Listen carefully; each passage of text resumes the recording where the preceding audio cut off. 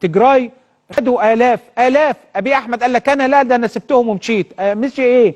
ده خطفوا الجيش كله. جبهة تحرير تجراي خدت تقريبا نص الجيش الإثيوبي، خدوهم وقعدوا يلفوا بيهم في الشوارع. بعد ما أبي أحمد طلع قال ده احنا مشينا بمزاجنا، طلعوا له الناس دي مشيهم في الشارع. بص دول الأسرى بتوع جيش أبي أحمد، جيش الإثيوبي. شوفوا عملوا فيهم ايه. قالوا له طب تعالى، ده احنا تعالى نوريك الجيش بتاعك اثرنا منه قد ايه. قعدوا يلفوا بيهم في الشوارع في تجراي زي ما حضرتك شايف كده، وحواليهم الناس عماله ايه، تزغرط وتسقف وتهيص زي ما حضرتك شايفين كده. شعب تجراي عمال يهتف وفرحانين جدا انه الجيش الاثيوبي الاف الاسرى منه بيلففوهم، حتى فيهم ضحايا وفيهم مصابين وقتلى عمالين شايلينهم على اهو بيلفوا بيهم الشوارع بالميه بتاعتهم بالحاجات زي ما انت شايف كده. آلاف الأسرى من جيش أبي أحمد.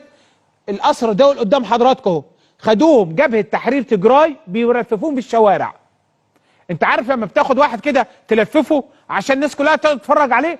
جيش التحرير تجراي عملوا كده، فرجوا الشعب تجراي عليهم، على أسرى أبي أحمد، أسروهم. وأبي أحمد عشان ليه بيردوا عليه؟ بيقولوا له إن احنا يعني احنا بنكذب كلامك، احنا بنوري الشعب كله والدنيا كلها جيشك ان احنا اثرنا آلاف منهم، بنلففهم على من الاسرى، آلاف من الاسرى من جيش ابي احمد مع جبهة تحرير تجراي. لففوا فضحوه فضيحة مش عارف اسمها ايه، يوم ايه، في يوم ايه لابي احمد قدامك والله. ادي جيش ابي احمد في الشوارع تجراي بيلففوهم على الناس عشان الناس تتفرج، اللي ما شافش يشوف، لو ابي احمد ما شافش يوروه اهو. ادي ابي احمد، ادي جيشه اهو في ايد جبهة تحرير تجراي. هو قاعد يقول لك لا ده احنا رايحين عشان نأمن السد، احنا سحبنا قواتنا من تجراي عشان محتاجينهم الفترة دي لتأمين السد وتأمين الملء اللي جاي، الملء الثاني. طبعا في آلاف من المدنيين اللي واقفين على طول مسار الآلاف من أسرى جيش أبي أحمد اللي موجودين مع الجبهة الشعبية لتحرير تجراي.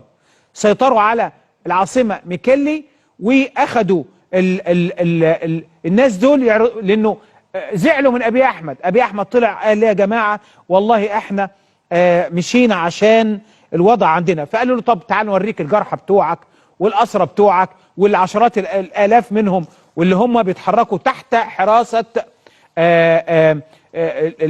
المسلحين من جبهة تحرير تجراي. وكانوا بيمشوا زي ما اتقال كده. نيويورك تايمز عملت تقرير وقالت انه قعدوا يمشوهم 4 ايام على مناطق مختلفة، في بياخدوهم من معسكرات ويخرجوهم في الشارع عشان الناس تتفرج عليهم. النيويورك تايمز عملت تقرير اليومين اللي فاتوا عن ده، وقالت انه الجبهة قالت انه الأسرى دول حوالي 6000. ده رقم ضخم جدا. نيويورك تايمز بتنسب لمسؤولين في جبهة تحرير تجراي انهم أسروا 6000 من الجيش الإثيوبي من قوات أبي أحمد. وقال انه في اتصالات مع الصليب الأحمر واللجان الدولية، وانه هيتم الإفراج عن بعض الرتب، جنود من الرتب الصغيرة، لكن الضباط هيظلوا محتجزين. يعني الجبهة قالت ان احنا نفرج عن بعض الجنود من الرتب الصغيرة، ولكن الرتب الكبيرة مع الضباط هيفضلوا محجوزين عندهم ومش هيفرجوا عنهم حاليا. اكدوا طبعا انه ديت ضربة كبيرة جدا لأبي أحمد، وده بيكذب ايضا ادعاءات ومزاعم أبي أحمد ان هو اللي خد قرار من لوقف اطلاق النار من جانب واحد لدواعي انسانية. قالوا لا، اللي هو يعرف انسانية. هو اشمعنى ما افتكر انسانية دلوقتي في شهر 6؟ ما افتكرهاش ليه في شهر نوفمبر ولا شهر اكتوبر، نوفمبر ولا ديسمبر، ولا حتى لما هو بيخطط في اكتوبر وهو بيخطط عشان يدخل يقتل الناس؟ تخطيط في اكتوبر ونفذ في نوفمبر. ليه ما افتكرش الانسانية ديت؟ ولا تم ده بعد هزيمته وتلقى هزيمة نقراء بأسر 6000 جندي وضابط من قوات أبي أحمد. بنوريكم بس عشان اللي عايز يعرف اللي عايز يعمل اي شيء او يعمل يعني يشوف يعني ابي احمد وجيشه موجود فين النهارده. جيش